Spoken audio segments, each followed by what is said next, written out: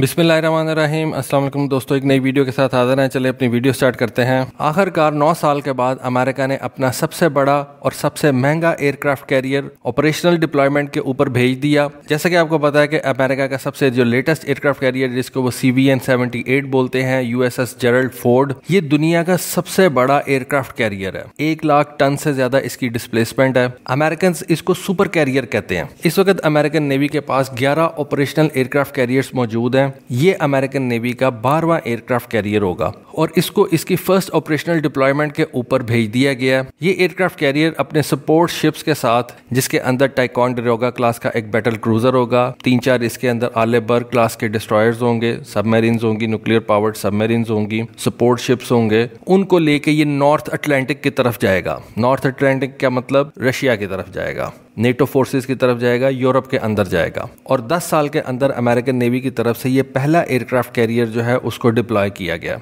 इससे पहले USS निमिट्ज class का एक जॉर्ज H.W. बुश जो था उसको 2009 के अंदर डिप्लॉय किया गया था और 2 साल के बाद उसको ऑपरेशनल डिप्लॉयमेंट पे भेजा गया था। और जब से अमेरिका ने ये नई क्लास के सुपर कैरियर्स बनाना शुरू किए हैं, जिसको हम USS निमिट्ज क्लास का कैरियर बोलते हैं, ऐसे कैरियर्स को अब तकरीबन 50 साल से ऊपर का वक्त हो गया। 1976 के अंदर अमेरिका ने अपना ये नई क्लास का USS निमिट्ज क्लास का जो एयरक्राफ्ट कैरियर था उसको पानी में उतारा था और उसको मेडिटेरेनियन सीज के अंदर जो है वो ऑपरेशनल डिप्लॉयमेंट पे भेजा था। अब तकरीबन 50 साल के बाद इस USS जेरल्ड फोर्ड को जो है वो ऑपरेशनल डिप्लॉयमेंट पे फिर यूरोप के अंदर ही भेजा गया। इसकी कीमत जैसा कि मैंने आपको बताया कि तकरीबन $17.5 बिलियन है। $17.5 बिलियन आप कह सकते हैं कि पाकिस्तान का तकरीबन 1.5 साल का डिफेंस बजट है और ये अमेरिका का सिर्फ एक एयरक्राफ्ट कैरियर है।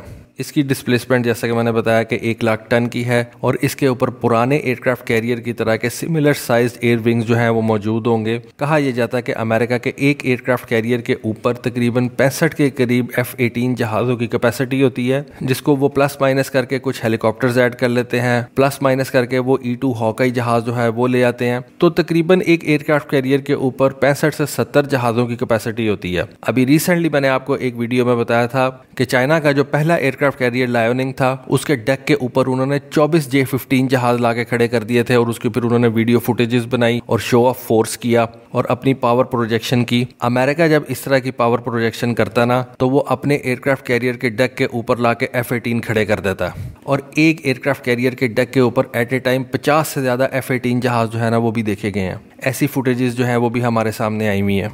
अमेरिकन एयरक्राफ्ट कैरियर्स के ऊपर आप 50 के करीब F-18 हॉर्नेट जहाज जो है वो ला के रख सकते हैं। फिर अमेरिकन एयरक्राफ्ट कैरियर्स के ऊपर ग्राउलर्स ने भी आना होता है। एक एयरक्राफ्ट कैरियर के ऊपर तकरीबन 5 से 6 जो है वो ग्राउलर्स आ सकते हैं। 3 से 4 उधर E-2D हॉकाई स्टाइल के ये जो एयरबोर्न अर्ली वार्निंग एयरक्राफ्ट हैं वो उधर हाउस किए जा सकते हैं। फिर 2 के करीब उनके C-2 grey hound transport aircraft होते हैं। ये स्पेसिफिकली जो है वो एयरक्राफ्ट कैरियर के लिए ट्रांसपोर्ट एयरक्राफ्ट जहाज जो है वो बनाए जाते हैं। अब एक एयरक्राफ्ट कैरियर के ऊपर C-130 तो लैंड नहीं कर सकता, ऑल्दो अमेरिकन ने ये ट्राई भी की हुई है, लेकिन फिर भी अमेरिकन ने जो है ना इस एयरक्राफ्ट कैरियर के लिए अलग से ट्रांसपोर्ट एयरक्राफ्ट जो है ना वो बनाए हुए हैं और उसको वो C-2 ग्रे हाउंड कहते हैं। उसके अलावा एक एयरक्राफ्ट कैरियर के ऊपर आपको सर्च एंड रेस्क्यू के लिए हेलीकॉप्टर्स की भी जरूरत होती है। तो अमेरिकन एयरक्राफ्ट कैरियर्स के ऊपर आप 5 से 6 सी हॉक हेलीकॉप्टर जो है वो भी रख सकते हैं। तो ये एक अच्छा खासा साइजेबल नंबर बन जाता है। यानी कि आप कह सकते हैं कि 60 से 70 जहाज जो है ना वो at a time American aircraft carrier उठा के लेके जा सकता है। अब ये जो अमेरिका का नया जेरल्ड फोर्ड एयरक्राफ्ट कैरियर है, इसके ऊपर कितने जहाज अमेरिका रख के लेके जा सकता है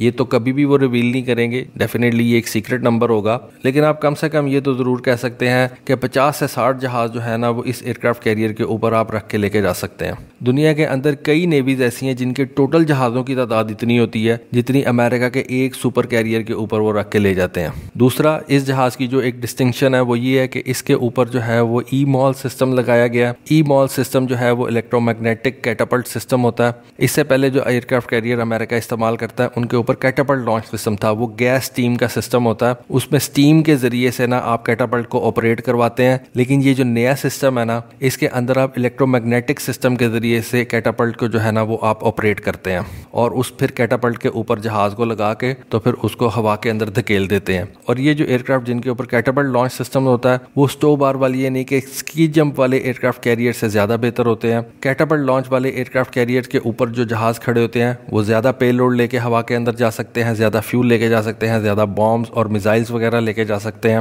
ایز کمپیئر ٹو اسٹو بار والے ایئر کرافٹ کیریئرز جن کو ہم اسکی جمپ والے ایئر کرافٹ کیریئرز بولتے ہیں, جو انڈیا بھی یوز کر رہا ہے اور 2 اس وقت چائنا بھی یوز کر رہا ہے. چائنا کا جو تیسرا ایئر کرافٹ کیریئر ہے وہ اس نے وہی یہ ای مالز والا ایئر کرافٹ کیریئر تیار کیا. اس ایئر کرافٹ کیریئر کو 2013 کے اندر لانچ کر دیا گیا تھا. اس کے اندر دوسرے ایئر کرافٹ کیریئرز کی نسبت جو ہے وہ بہتر چیزیں لگائی گئی ہیں, یعنی کہ آپ کہہ لیں کہ ہر چیز کے اندر نئی ٹیکنالوجی کو جو ہے وہ یوز کیا گیا, جیسا کہ اس کے جو ویپنز ایلیویٹرز ہیں ان کو بہتر بنایا گیا, الیکٹرو میگنیٹک کیٹاپلٹ سسٹم میں نے آپ کو بتایا اس کے اندر لگایا, ہیومن ویسٹ مینجمنٹ سسٹم جو ہے اس کو بہتر کیا گیا. دوسرے تیسرے جو ایک ایئر کرافٹ کیریئر کے اوپر سینسرز ہوتے ہیں ان کو بہت زیادہ جو ہے وہ ایڈوانس کر کے لگایا گیا, اور پرانے ایئر کرافٹ کیریئر سے آپ کہہ سکتے ہیں کہ نئی ٹیکنالوجی کے ساتھ یہ ایئر کرافٹ کیریئر جو ہے پانی کے اندر اتارا گیا. ابھی یہ ایئر کرافٹ کیریئر جو ہے یہ سیدھا نیٹو کنٹریز کی طرف جائے گا, نارتھ اٹلانٹک میں جائے گا, وہاں پہ یہ فرانس کی نیوی کے ساتھ مل کے ایکسرسائزز کرے گا, جرمنی کی نیوی کے ساتھ مل کے ایکسرسائزز کرے گا, نیدرلینڈ, اسپین اور دوسری تیسری فن لینڈ وغیرہ کنٹریز کے ساتھ مل کے یہ ایکسرسائزز کرے گا. اس ایئر کرافٹ کیریئر کے ساتھ اس کا ایک ٹیکانڈیر ہوگا کلاس کا کروزر ہوگا, 3 آرلے برگ کلاس کے ڈسٹرائرز ہوں گے اور اس کے ساتھ ساتھ سپورٹ شپس ہوں گے اور ایک سب میرین لازمی اس کے ساتھ چلے گی. اور آپ کو پتا ہے کہ اس وقت زیادہ تر جو معاملات ہیں وہ یورپ کے اندر خراب ہوئے ہوئے ہیں. رشیا جو ہے وہ اس وقت نیوکلیئر جنگ کی دھمکی دے رہا ہے. یوکرین کے اندر اس کے گولز اگر اچیو نہیں ہوتے تو اس نے کہا کہ جی ٹھیک ہے پھر مجھے تنگ کریں گے تو پھر میں جو ہے وہ کچھ بھی کر دوں گا. تو اس وجہ سے امریکہ نے اپنا یہ جو ایئر کرافٹ کیریئر ہے نا اس کو اٹلانٹک کی طرف بھیجا. امریکہ کا خیال یہ ہے کہ وہ اس طرح کے 10 سپر کیریئرز جو ہیں ان کو بنائے گا. جیسے جیسے جو پرانے ایئر کرافٹ کیریئر ہیں اس کے ریٹائر ہوتے جائیں گے تو جو نئے ایئر کرافٹ کیریئر امریکہ بنائے گا وہ اس U S S Ford class کے اوپر جو ہے نا وہ بلڈ کرے گا. کئی لوگ جو ہیں وہ اس طرح کے سپر کیریئرز کے بہت زیادہ خلاف ہیں. وہ کہتے ہیں کہ آج کل جتنے بھی یہ اینٹی شپ ویپنز تیار کیے جا چکے ہیں ان کے اندر آپ کو پتا ہے کہ سپر سونک اینٹی شپ کروز میزائل جو ہیں وہ بھی آگے میں ہیں. پھر چائنا جو ہے وہ ہائپر سونک اینٹی شپ کروز میزائلز بھی تیار کر رہا ہے. رشیا جو ہے اس کے پاس بھی یہ ہائپر سونک کروز میزائلز ہیں. تو کئی لوگ یہ کہہ رہے ہیں کہ اتنے بڑے جہاز کو ڈیفینڈ کرنا جو ہے نا وہ بہت زیادہ مشکل ہوتا جا رہا ہے. اس سے بہتر ہے کہ آپ چھوٹے چھوٹے کیریئر جو ہے نا ان کو اپنی فلیٹ کے اندر انڈکٹ کریں. لیکن امریکہ جو ہے نا وہ آئیکونس پہ لڑتا ہے. میں نے آپ کو یہ بات پہلے بھی بتائی تھی. اور امریکہ 2 چیزوں کے اوپر جو ہے نا وہ دنیا میں جنگ کرتا ہے, ایک اپنے ایئر کرافٹ کیریئرز کے اوپر اور دوسرا اپنی سیٹلائٹس کے اوپر. اور اس چیز کے اندر میرا نہیں خیال وہ کوئی کمپرومائز کرے گا کہ وہ چھوٹے چھوٹے ایئر کرافٹ کیریئرز جو ہیں ان کو پانیوں میں اتار دے. وہ اپنی ڈومیننس کو پروو کرنے کے لیے نا بڑے سے بڑے شپس بنائے گا, چھوٹے شپ نہیں امریکہ کبھی بھی بنائے گا. تو دوستو یہ تھی ایک چھوٹی سی انفارمیشن دنیا کے سب سے بڑے, دنیا کے سب سے مہنگے ایئر کرافٹ کیریئر کے اوپر جس کو اب آپریشنل ڈپلائمنٹ پہ بھیج دیا گیا. ہوپ فلی آپ کو آج کی ویڈیو, آج کی انفارمیشن پسند آئی ہوگی. کامنٹ سیکشن میں اپنی رائے سے ضرور آگاہ کیجیے گا. آج کے لیے بس اتنا ہی. Thank you. اللہ حافظ.